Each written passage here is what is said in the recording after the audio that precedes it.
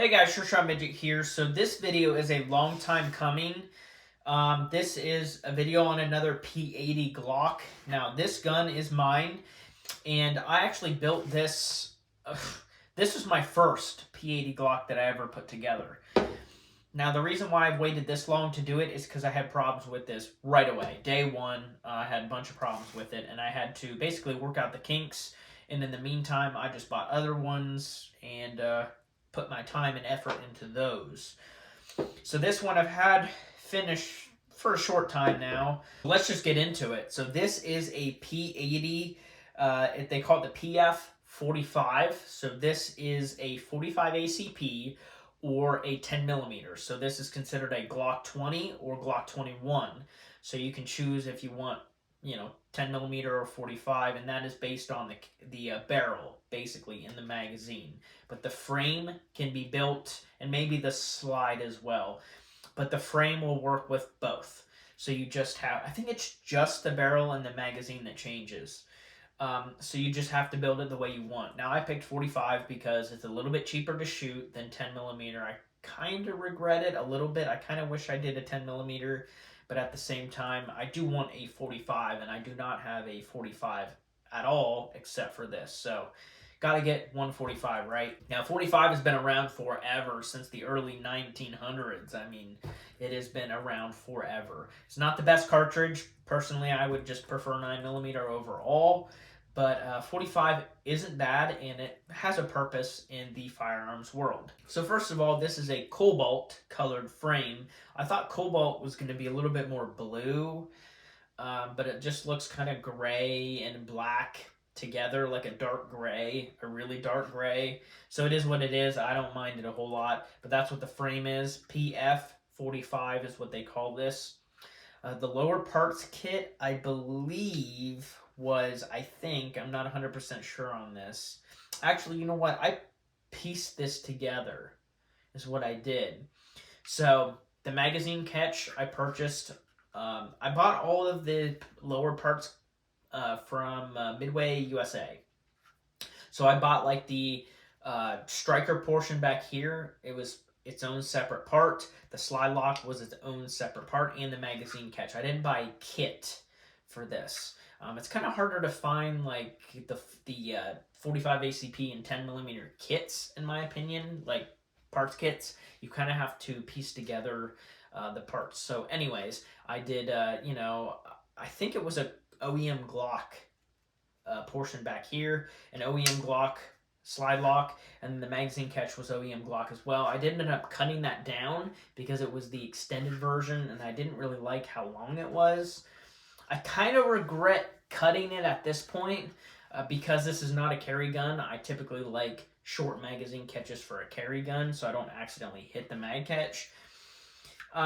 So it is what it is. I did cut it down, and the trigger is made by Hive, Hyve, I believe is how it's spelled.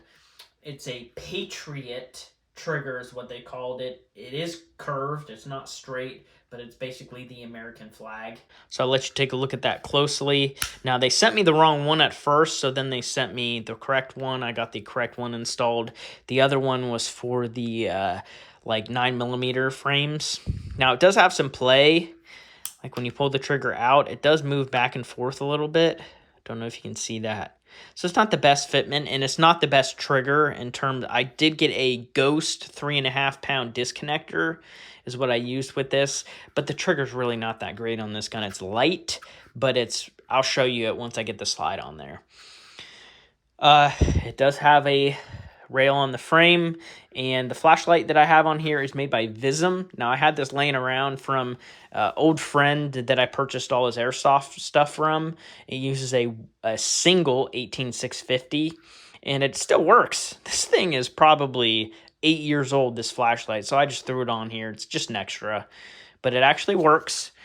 There's button there, button there. The button's actually really nice, and the bottom one stays on, and it's ambi. So it actually works really good.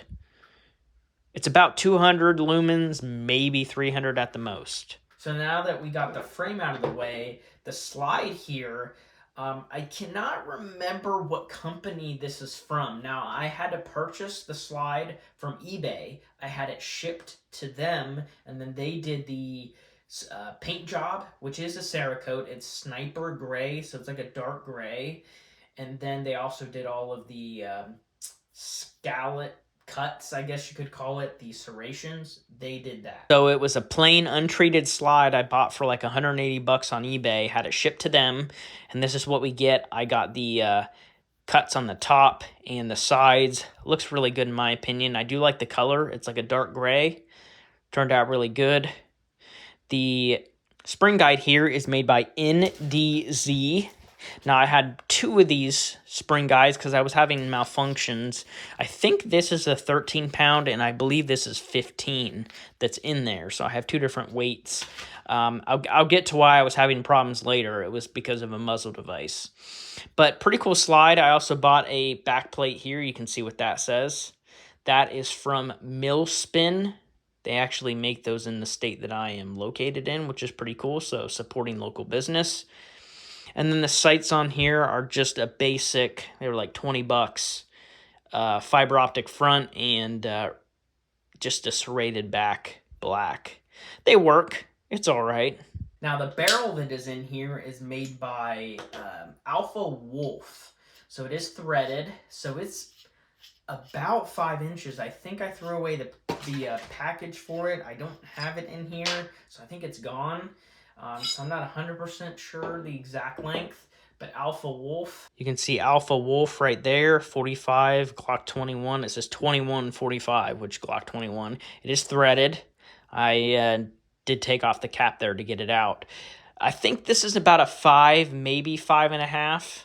I have one of Alpha Wolf's barrels in my Glock 43, and both seem to be very accurate. The parts kit for the slide that I got is Lone Wolf. And I think I spent like 70 bucks on the parts kit. They kind of charge more for the 45 and 10 mil parts kits in my experience. They just charge more. It was like 70, 80 bucks for the parts kit. And of course it came with like the safety there, the firing pin and all of the channel liner, all that good stuff. But it was kind of expensive compared to some of the other parts kits.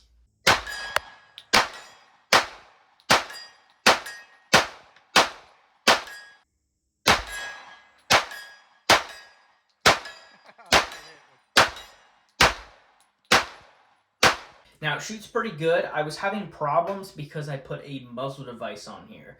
So, for a while, I had this CAC compensator in 45 ACP, and this thing was making the gun act really weird. One thing is I think it was deflecting the bullet and causing it to shoot way, way high. When I had this thing on here, it was shooting, I kid you not, like 4 feet high. Like I would aim at the ground and it would shoot like level. It was stupid. So I had Loctited it on there. It looks dope in my opinion. Like, come on, dude. It looks so cool.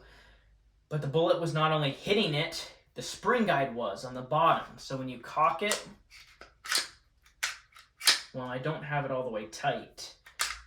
The spring guide was hitting it, and I think that was causing the barrel to go up. Now for the trigger pull, I do want to show you it. So you got the safety, so it doesn't fire unless you push on the front. The pull is really long, literally all the way to the back. And then the reset is not too far forward. Kind of, though. It's really weird how it breaks really far back. None of my other Glocks do that. But this gun is kind of a Franken gun. It's just a bunch of different brand parts thrown together. So it is what it is. It doesn't bother me. I was going to use this as a home defense gun, but I decided to go with my Glock 19. For that, mounted a brighter flashlight on that and used an extendo mag. So it is what it is. This is kind of just a plinker, just for the range. Now the magazines that I use, I bought one of the 13-round OEM Glock magazines, so it only holds 13.